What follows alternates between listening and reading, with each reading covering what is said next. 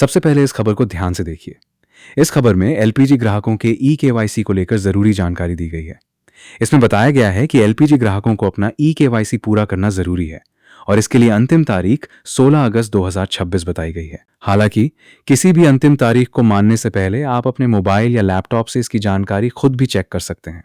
इसके लिए अपने मोबाइल में क्रोम ब्राउजर खोलिए और सर्च बार में लिखिए LPG gas e KYC last date. Search करने पर आपको ई केवाईसी की अंतिम तारीख से जुड़ी जानकारी दिखाई देगी।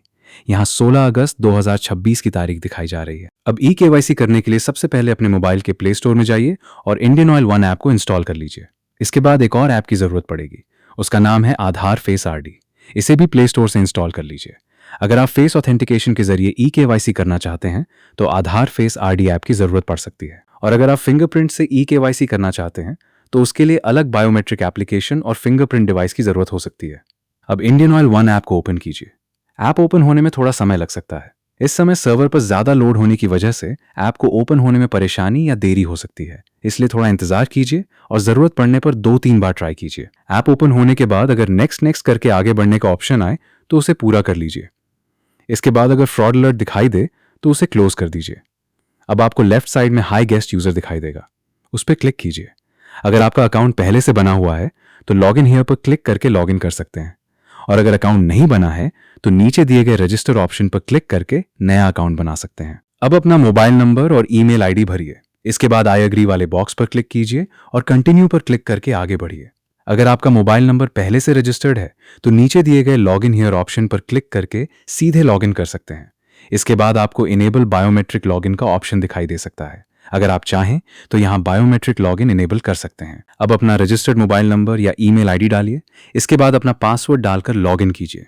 अगर आपको पासवर्ड याद नहीं है तो फॉरगॉट पासवर्ड ऑप्शन पर क्लिक कीजिए। इसके बाद अपना रजिस्टर्ड मोबाइल नंबर डालकर सेंड ऑप्शन पर क्लिक कीजिए। ओटीपी आने के बाद उसे एंटर ओटीपी वाले बॉक्स में डालिए। इसके बाद नया पासवर्ड क्रिएट कर लीजिए और उसी पासवर्ड से लॉगिन कीजिए। ध्यान रखिए, अभी ई केवाईसी की वजह से सर्वर पर काफी लोड हो सकता है, इसलिए अगर कोई एरर आता है तो घबराने की जरूरत नहीं है। थोड़ा समय इंतजार कीजिए और कुछ समय बाद दोबारा ट्राई कीजिए। मैंने भी इसी तरह कुछ समय इंतजार करने के बाद दोबारा ट्राई किया। लॉगिन करने के बाद आपको ई केवाईसी का ऑप्शन दिखाई देगा।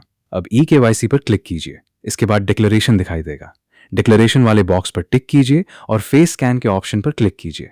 अब एप्लीकेंट का फेस कैमरा के सामने साफ दिखाई देना चाहिए। चश्मा, टोपी या चेहरे को ढकने वाली कोई भी चीज हो तो उसे हटाकर अपना चेहरा साफ दिखाई देने दें। इसके बाद फेस ऑथेंटिकेशन की प्रक्रिया पूरी होगी। ऑथेंटिकेशन सफल होने के बाद आपकी कस्टमर डिटेल्स स्क्रीन पर दिखाई देंगी। सारी डिटेल्स ध्यान से चेक कर लीजिए। सब कुछ सही होने पर सबमिट पर क्लिक कर दीजिए। अब आपको स्क्रीन पर दिखाई देगा ई केवाईसी कंप्लीटेड और उसके नीचे लिखा होगा confirmation your e KYC has been submitted. इसका मतलब है कि आपका ई केवाईसी सक्सेसफुली सबमिट हो चुका है। अगर ई केवाईसी से जुड़ी कोई परेशानी हो तो अधिक जानकारी और सहायता के लिए Indian oil LPG customer care के टोल फ्री नंबर 1800-2333-555 पर संपर्क कर सकते हैं। ऐसी ही जरूरी और नए अपडेट्स लगातार पाने के लिए हमारे चैनल को सब्सक्राइब और फॉलो जरूर करें। इस वीडियो को अपने परिवार, दोस्तों और जरूरतमंद लोगों के साथ भी शेयर करें। धन्यवाद।